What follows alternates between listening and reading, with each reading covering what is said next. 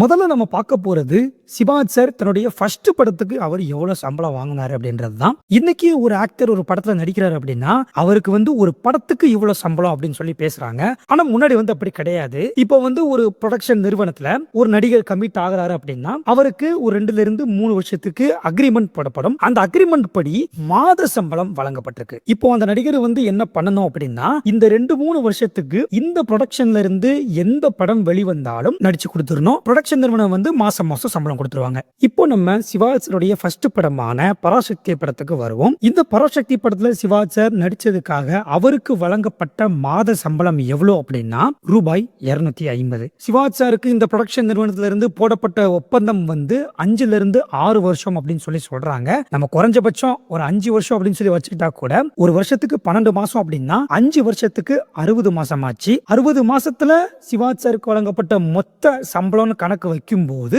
15,000 ரூபாய் வரும். இந்த 15,000 ரூபாயை இப்போ 2026 ஒப்பிட்டு பார்க்கும்போது சுமார் 1 கோடியிலிருந்து 1.5 கோடி வரைக்கும் வரதுக்கு சான்ஸ் இருக்கு அப்படின்னு சொல்லி சொல்றாங்க.